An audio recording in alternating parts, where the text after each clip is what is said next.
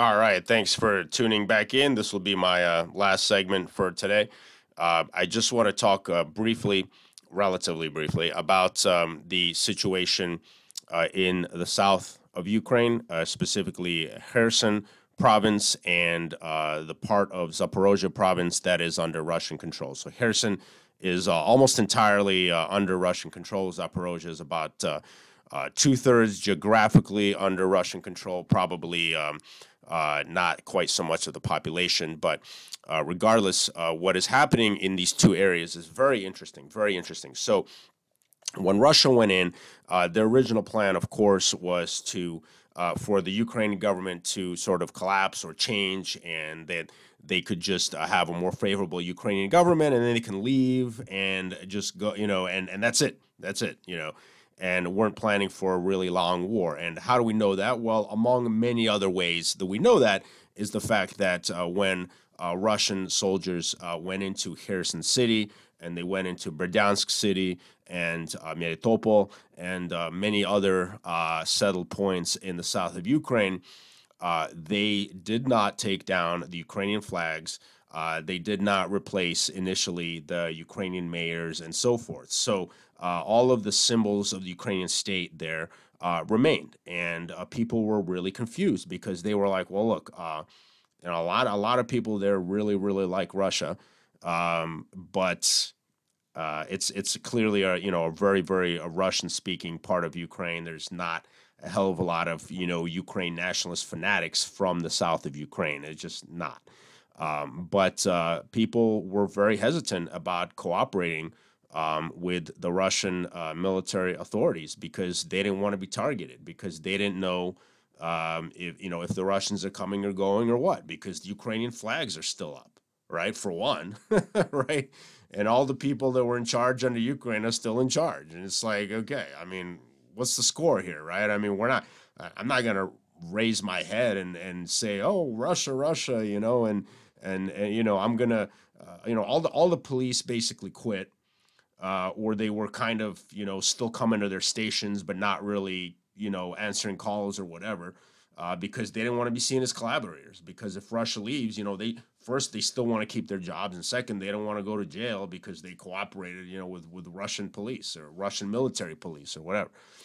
And not to mention that you can get killed. I mean, there's people that have spoken out in support of Russia and they've gotten murdered, by various underground thugs and whatever that are still in the area.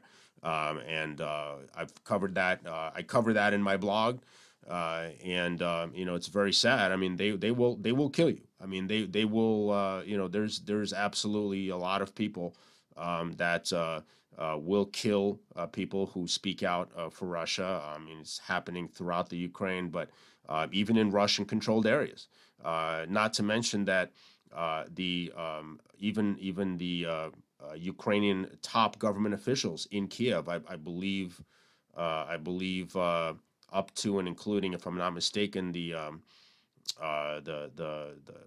either vice president or deputy prime minister, something like that's a lady.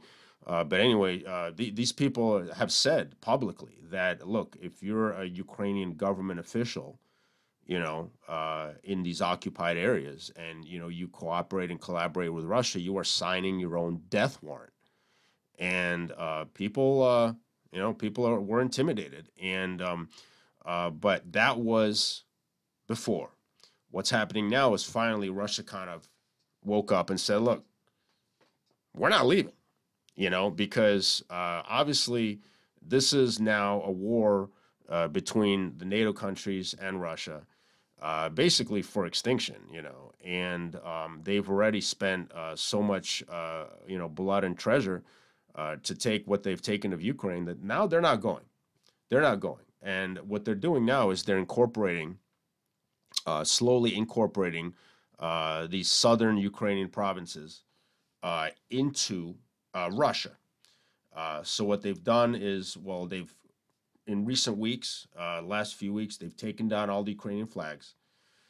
They've taken down all the Ukrainian tridents and all that nonsense. I mean, the Ukrainian trident is so funny. The history is actually it's actually a Khazar amulet that was found in some archaeological digs. They found a bunch of these amulets that were like this trident shape, and Ukraine sort of appropriated that for its flag.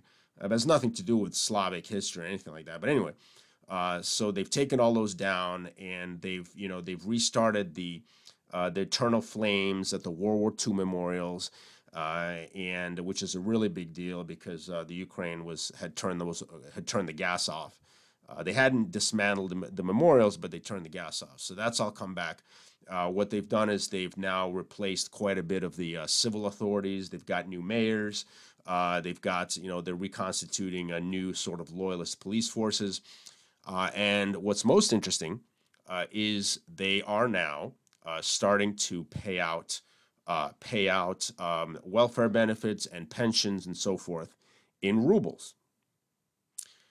So evidently, they're changing the banking system to be now functioning in rubles, and they have promised that within the next few months, at least in Kherson province, that within 4 months, the target is that now the sort of pro-Russian new authorities in Kherson have said that within 4 months we're just going straight to rubles.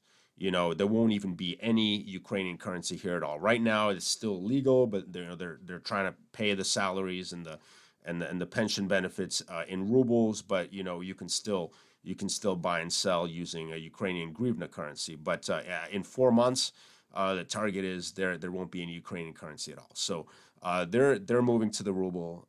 It's pretty clear that these areas are just going to be very slowly but surely brought completely under Russian jurisdiction, Russian finance, and so forth. And they're not going back to the Ukraine. So, once Ukraine still has a small piece of, a territory, Odessa, that is open to the Black Sea. But once they lose Odessa, they're not going to have any access to the Black Sea at all.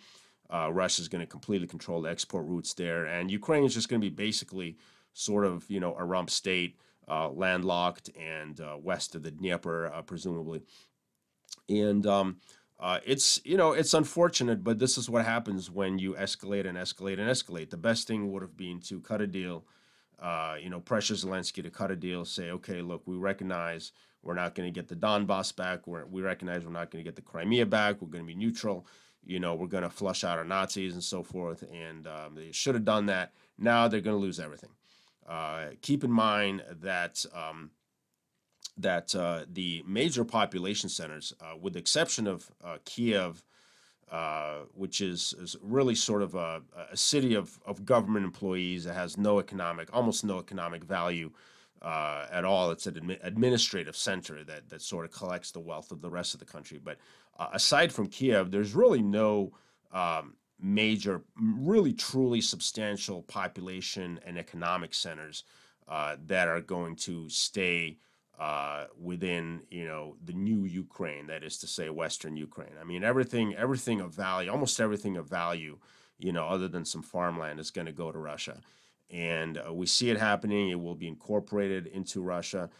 Russia originally was planning on, sort of liberating some areas, changing the Ukrainian government and not having to actually occupy and assimilate or re-assimilate, the majority of that country. But the way things are going now, clearly we see the opposite is happening. They are actually going to assimilate quite a bit of the Ukraine, and it's going back to Russia. And everything that people say about, look, Russia's going to be so weakened and everything. No, you're not weakened when you gain hundreds of thousands of I don't know, 100,000 or more square kilometers of territory and massive resources and population. That's not being weakened. That's the way we're going. You can see it happening. They're assimilating the South even as we speak. And what's really, really unfortunate, actually, is now the Ukrainian army has started to launch Grad rockets, I believe Uragan rockets, as well as our heavy MLRS, and Tochka rockets, which are their sort of uh, the one tactical ballistic missile in the Ukrainian arsenal. They have quite a bit left. They're launching them at Kherson City now. They're launching. They didn't do it for a while, but now that they realize that they've really lost these territories, and that the people there are really not in their majority pro-Ukrainian. They're really in their majority either neutral or pro-Russian, and clearly, they're not itching to. They're just itching to get back with their lives. They're not resisting Russia or anything like that. Now that that is clear, the Ukrainians are launching rockets at Kherson City, just like they do at Donetsk. You know, and it's not in the same volume just because their rocket artillery and their military presence facing Kherson is not nearly as strong as the presence that they have in the Donbass. But you can see now that they see that those people are not coming back to Ukraine. Now suddenly those people are eligible to get rocketed by Ukrainian tactical ballistic missiles, by Ukrainian MLRS systems, and most of it gets shot down by Russia, by Russian air defense. But even the stuff that gets shot down, the wreckage still comes down, and it destroys property, it injures and kills some people, and but you can see the Ukraine, they don't give a damn now.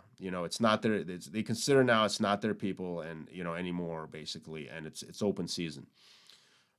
So one of the Ukrainian nationalists actually sort of said too much on his social media. He said, "Well, look, I think this was Lyashka, if I'm not mistaken. But anyway, it doesn't matter. He speaks for a lot of people, and he said, look, we're gonna bomb anywhere we want because it's our country. We're gonna bomb anywhere we want.